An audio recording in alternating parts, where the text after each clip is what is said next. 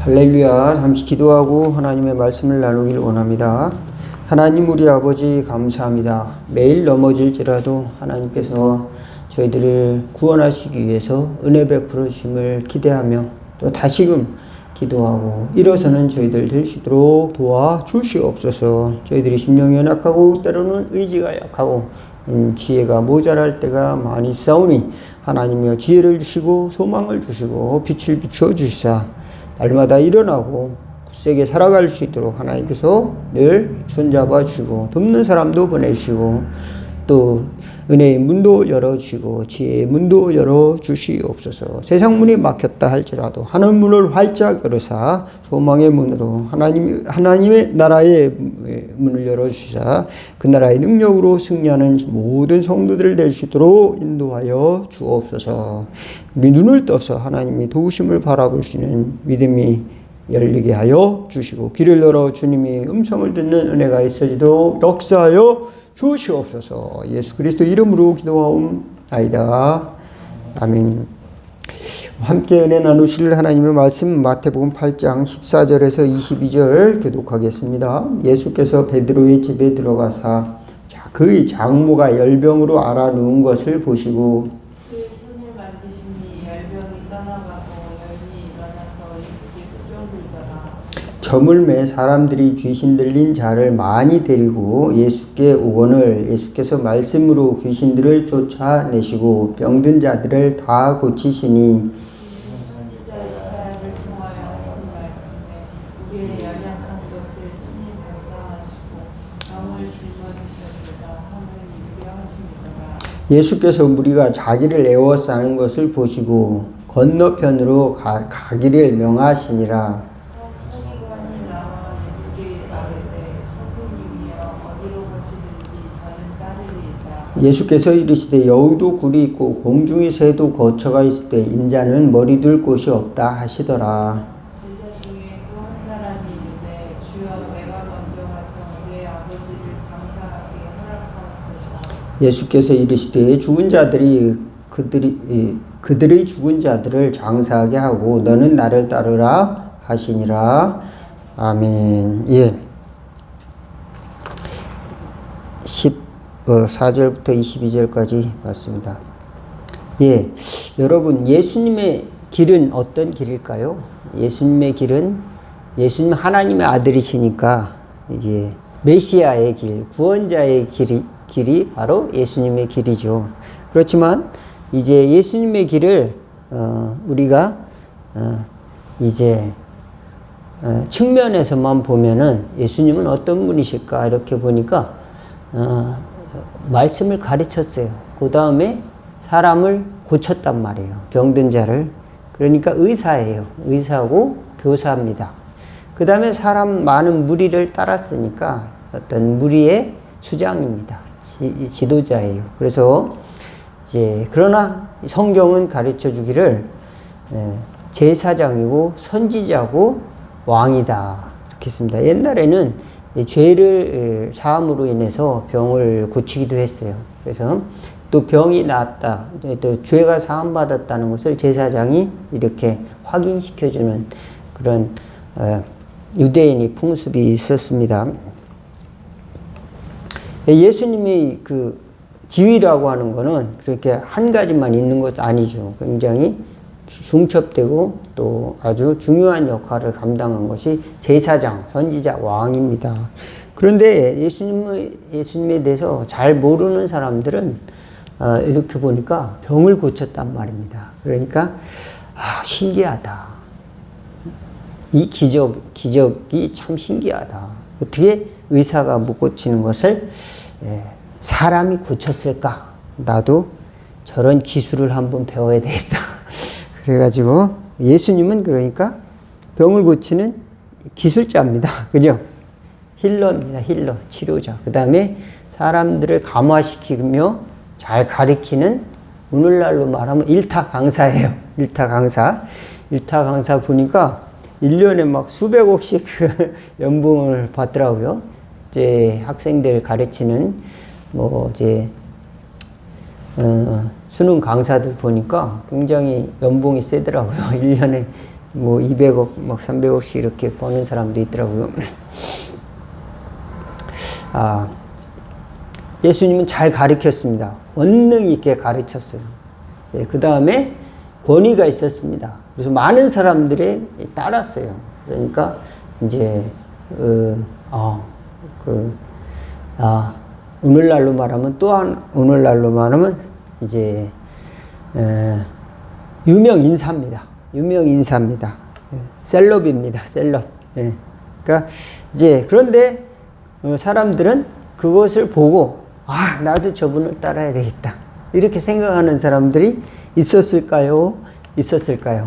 네, 많았어요. 아주 많았어요. 그래가지고 예수님을 따랐습니다. 그런데 예수님을 따르는데 생각과는 다르게 예수님이 말씀했어요. 오늘 보니까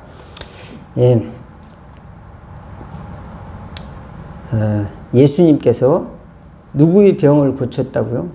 예, 오늘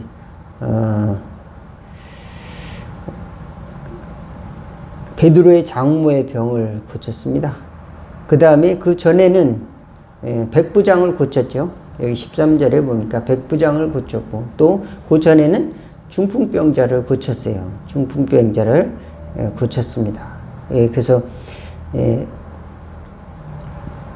8장에 보면은 많은 사람들이 따랐습니다. 1절에 예수께서 산에서 내려오시니 수많은 무리가 따르니라. 그리고 중풍병자를 고치시고, 나병 환자를 고쳤습니다. 다른 성경에는 이제 또 중풍병자를 고치시고, 여기는 보니까 또 나병 환자를 고치시고, 또 소경 바디메오도 치료해 주시고, 나병 환자, 그러니까 나병이면 뭐죠?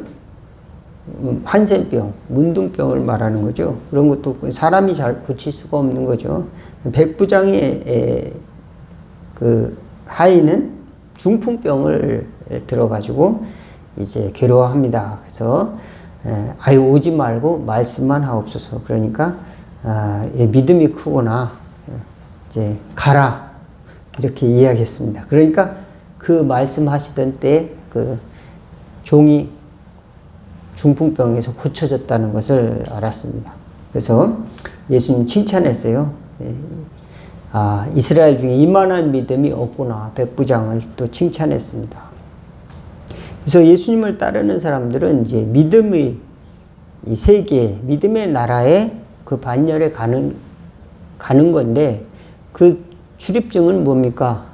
믿음으로 가는 거지, 세상에 이제 계급장으로 가는 것이 아니고, 돈이 많다고 가는 것도 아니고, 또 세상이 가져다 준 무슨 이름, 또 돈, 뭐 이런 걸로 가는 게 아니다. 믿음으로, 나이가 어리건 또 어른이건 이제 하인이건 또 왕이건 간에 믿음으로 천국에 간다. 어느 나라에 살던 간에. 그 다음에 예수님께서 귀신들을 많이 고쳐주셨어요. 보니까 귀신 들린 사람들, 그래서 사람들이 그를 많이 따랐는데, 예수님께서는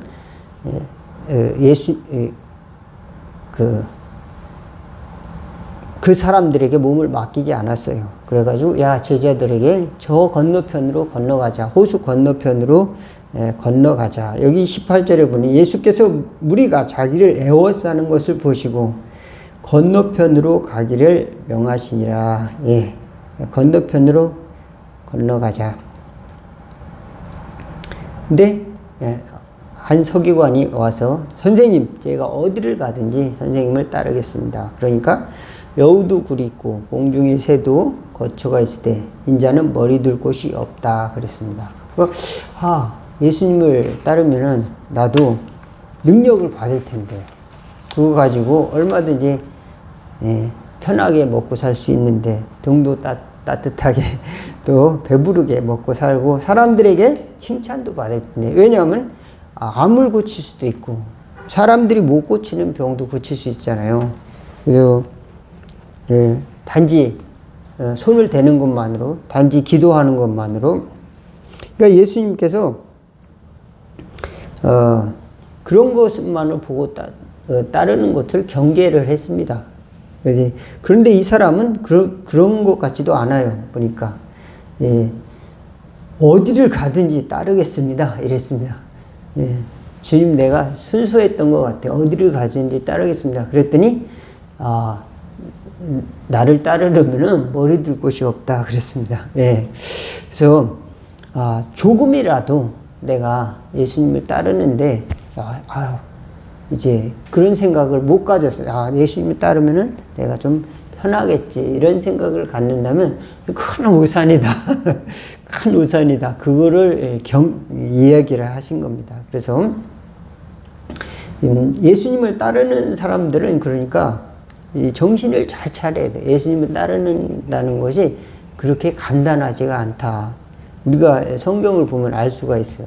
근데 우리가 예수님을 따른다면은 얼마나 나는 꽃길만 걸을까 이렇게 생각했는데 하나님께서 은혜를 주시는데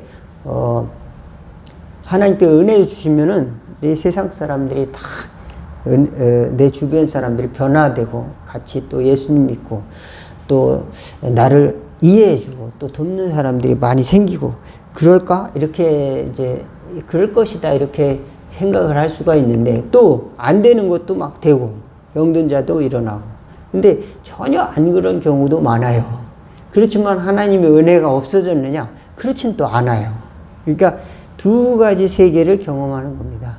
하나는 하늘나라의 은혜를 경험하고 또 하나는 이 현실 속에 있는 세상 나라의 도전과 또 그 황폐한 세상을 또 경험을 하는 거죠. 믿음이 없는 세상, 그 세상을 또 동시에 경험을 하게 되는 거죠. 그래서 예수님의 제자나 군중들이나 그런 것들을 두 가지를 경험을 하는데 이제 예수님이 함께 하신다는 것을 잘 깨닫지 못하고 또는 예수님을 믿었더니 따랐더니 나에게 돌아오는 것이 무엇일까 이런 생각을 또 하지요. 그래서 심지어 베드로는 이렇게 이야기했습니다. 이에 베드로가 대답하여 이르되 보소서 우리가 모든 것을 버리고 주를 따라 싸운데 그런즉 우리가 무엇을 얻으리이까. 예수님 내가 배도 버리고 부모 형제도 버리고 다 예수님을 다 버리고 예수님을 따랐는데 무엇을 우리에게 주시렵니까? 이런 뜻이죠. 그래서 나쁜 말은 아닌 것 같아요. 내가 3년 동안을 예수님 따라다니면서 직업을 갖지 못했잖아요. 누가? 베드로가.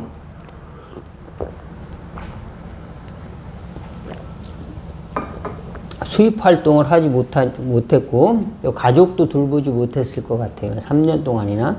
그런 동안 욕을 먹을 수도 있었을 거예요. 저놈은 이상한 선생을 만나가지고 가족도 다 팽개치고 허구한 날 일은 안 하고 따라서 물고기는 안 잡고 소도 안 키우고 이렇게 바쁜데 농사도 안 짓고 모도 안 심고 이상한 사람들 또 가을에는 추수도 안 하고 이상한 사람들 따라다닌다 이렇게 비난도 했을지 모르겠습니다. 그러나 모든 것을 감수하고 베드로는 예수님을 수제자로 따랐어요. 근데 예수님께서 십자가를 지실 때는 또 예수님을 또 배신했습니다. 예수님이 누군지 난 모르겠어. 이렇게 몇 번이나 그러고 그냥 물고기 잡으러 가게 됩니다. 그래서 사람들이 생각하기 예수님이 따르는 길은 나도 예수님을 따라가면은 예수님과 같은 기술을 배울 것이다. 그래가지고 다른 사람을 치유하고 또 가르치는 능력을 나도 받고 또 예수님이 왕이니까 최소한 나는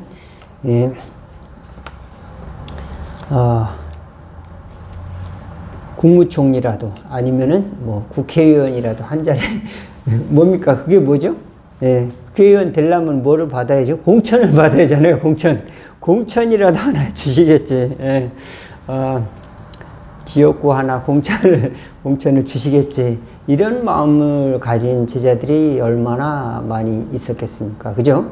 그래서 권위 있고 사람들이 많이 따르고 그 다음에 이 실력이 있고, 그러면 사람들이 너무 좋아할 때는, 이제 따를 때는, 뭡니까? 사람들이 그냥, 물밀듯이 쫓아가가지고, 예, 나도 저 사람 만나고 싶습니다. 그래가지고, 이제, 줄을 서기도 하고, 그렇게 하기도 합니다. 근데 이제, 나도 뭔가를 얻기 위해서. 그래서, 보면은, 이제, 정치하는 분들도 보면은, 나도 한 자리 얻기 위해서, 이제, 몇 억을 써가면서, 이렇게, 공천을 따가지고, 그렇게 하는 분들도 있더라고요. 보니까. 그게 다 불법이죠. 불법인데도 불구하고, 누구를 위해서?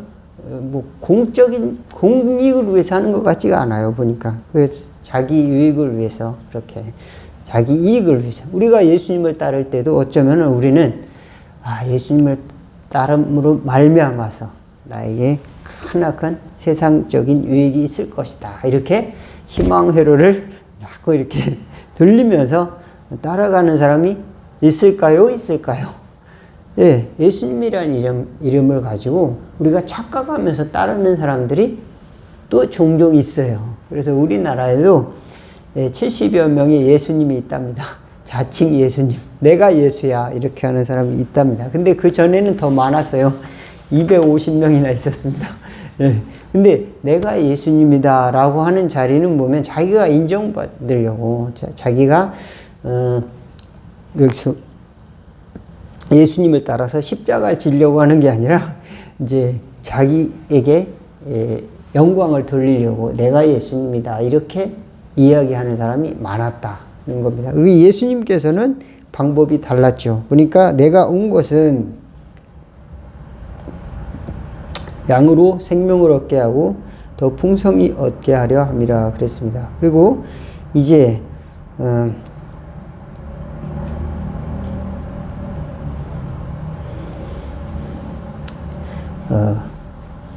예수님을 믿는 것은 자기 십자가를 지고 자기를 따르라 이렇게 또 말씀하고 있습니다.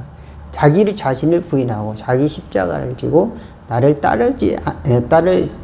자기 십자가를 지고 나를 따르지 않는 자도 내게 합당치 아니하다. 그러니까 우리가 간단하게 예수님을 따른다는 것은 우리가 이제 그저 내가 예수님 좋으신 분이니까 어떤 분인가 뭐 구경이나 해보자 이렇게 생각할 수도 있지만 우리가 예수님을 따른다는 것을 우리가 깊이 생각을 해보면은 하나님이 나를 받아주신 것이지 내 그분을 만나게 되도록 더 은혜를 주신 것이지 내가 스스로 예수님을 따른 것이 아니다.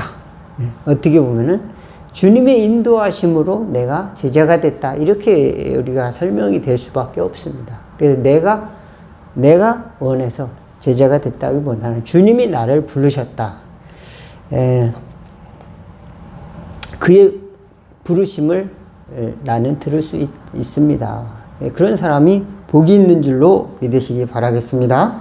주님이 나를 따라오너라. 그러면 이렇게 하는 음성을 들었다면 그건 복이 있는 자인데 우리는 이상한 음성을 들어요. 우리는 세상 사람들이 나를 따라오너라. 내가 너에게 돈을 주겠다. 내가 너에게 어떤 사람들은 내가 너에게 2만 원을 줄 테니까 교회 다니지 말고 우리 이 집회에 와라. 그런 사람들도 있더라고요. 그래서 그 따라가는 사람도 있어요. 희한한 사람들이.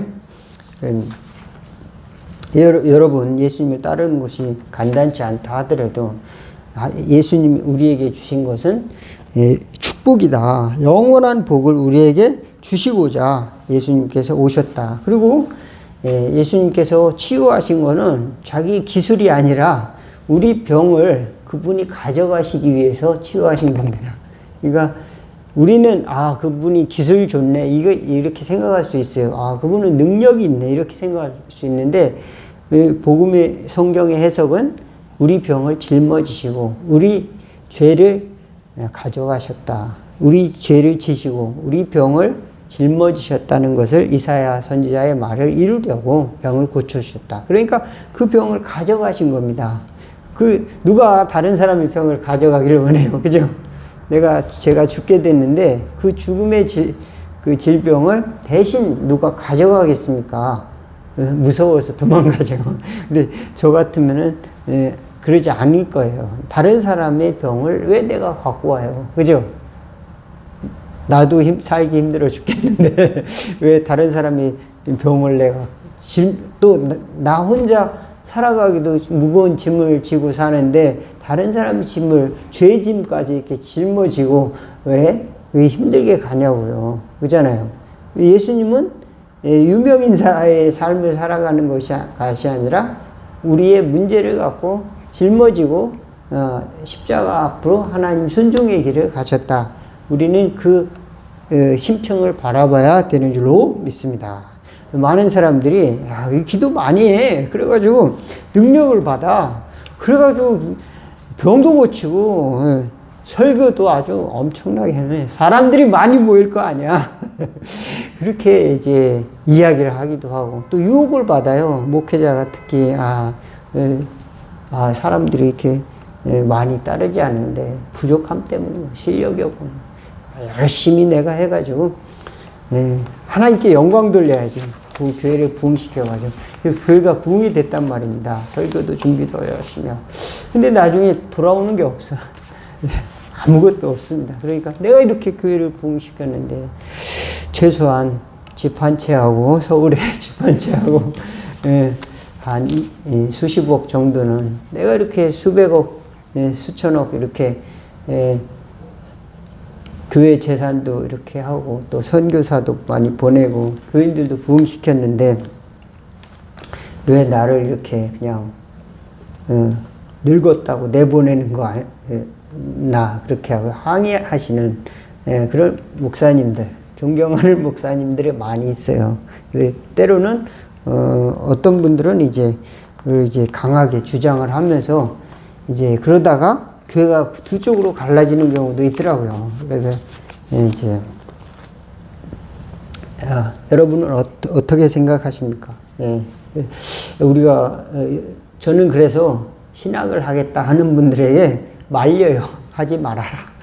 그 다음에 목회자가 되고 싶습니다. 이렇게 한 분들도 곰곰이 잘 생각해 보고 힘든 길이다. 그러니까 될 수 있으면 하지 말라. 하나님의 일이라고 하는 거는 어느 환경이건지 간에 순종하는 길에 있지 무슨 그 순종하는 열매에 있지 어떤 무엇이 되고 또 무슨 어떤 이름을 달고 어떤 간판을 가지고 이렇게 하는 것과는 너무도 차이 난다. 처음에 이제 목표를 그렇게 잡잖아요. 신학교를 졸업을 하고 안수를 받고 그럼 뭐가 되겠지? 전혀 그런 코스로 가지 않습니다. 목회자의 길은. 그리고 진정한 목회자의 길은 하나님이 만드셔요. 그래서 하나님이 참으로 이 연단의 과정을 거쳤을 때 너는 참으로 내 종이구나. 주님이 인정하시는 그 때가 있지. 저도 돌이켜보면은 너무 일찍 안수받은 것 같아요. 한 50대쯤 안수받았어야 되는데 30대 초반에 안수받아가지고 아무것도 모르는데 그래서 너무 일찍 받고 그리고 좀 1년 떨어지면 무슨 세상이 망한 것처럼 생각하고 편법을 써가지고 컨닝을 해가지고 이 안수를 빨리 받아요. 또 일찍 안수 받으려고 말입니다. 그런 경우도 있고 하여간 어떤 사람은 또 목회자라는 것을 이제 성공의 일환으로 또는 이렇게 직장의 일환으로 그래서 내가 실력 발휘할 그런 공간으로 이렇게 생각하기도 해요. 그렇지만 하나님의 종의 길, 그 길은 너무도 다른 길이다. 목회자는 어떤 길이냐? 저는 매우 귀한 일이고 또 하나님의 종으로서 가야 되는 그런 길인데 그것을 겉모습으로 보면은 그 안정적이고 편한 일 아닌가? 말로써 먹고 사는 길인가? 말을 하면은 내가 잘하지. 나도 저 정도는 할 수 있어. 이렇게 생각하는 경우도 많이 봤어요. 내가 저 정도보다 말 잘할 수 있다. 그러나 그 핵심은 뭡니까? 하나님의 은혜 앞에 나가는 거고, 나를 부인하는 길이고, 또 주님을 따라서 자기 십자가를 지고 가는 길인데, 우리가 너무 표면적으로 생각함으로 인해서 목회자도 목회자를 이제 그렇게 평가하는 경우가 있어요. 교인 수가 많네. 그럼, 목회 참 잘하네. 교인 수가 없네. 목회 실패자네. 실패자가 어디 있습니까? 예수님의 말씀을 따르면은 성공자고, 예수님의 말씀을 따라서 자기를 부인하고 십자가를 지고 가면은 성공자고, 그러면 성공자인데, 사람들이 볼 때는, 이제 사람들이 알아주지 않고, 또 때로는 욕을 먹네. 또 같이 욕하기도 합니다. 저와 여러분은, 옳고 그름, 그런 걸 떠나서 신앙생활은 세상의 윤리와 도덕 이런 걸 떠나서 주님이 나를 오라고 하실 때, 아멘 하고 갈 수 있는 겸손한 자리에 있는 저와 여러분 다 되기를 주의 이름으로 축원을 드리겠습니다. 기도하겠습니다. 주여, 저는 세상이 두렵기도 하고, 또 세상의 눈 때문에, 내 마음의 욕심 때문에 주님이 오라 하실 때, 주님이 부르실 때, 주님의 부르심을 듣지 못하고, 그것을 따르지 못할 때가 많이 있었습니다. 주여, 도와주시옵소서. 그리고 순종할 수 있는 또 겸손한 자리에서 늘 살아갈 수 있도록 역사하여 주옵소서. 주여, 도와주시옵소서. 주님이 치유하실 때 주님이 그 병을 가져가셨음을 깨닫게 하여 주시고, 저희들도 넉넉히 십자가를 지고 주님을 따르는 믿음의 성도들 되시도록 축복하여 주옵소서. 예수 그리스도 이름으로 기도하옵나이다. 주기도문 하겠습니다. 하늘에 계신 우리 아버지여, 이름이 거룩히 여김을 받으시오며 나라가 임하옵시며 뜻이 하늘에서 이룬 것 같이 땅에서도 이루어지리다. 오늘날 우리에게 일용할 양식을 주옵시고, 우리가 우리에게 죄진 자를 사하여 준 것 같이 우리 죄를 사하여 주옵시고, 우리를 시험에 들게 하지 마옵시고 다만 악에서 구하옵소서. 대개 나라와 권세와 영광이 아버지께 영원히 있사옵나이다. 아멘.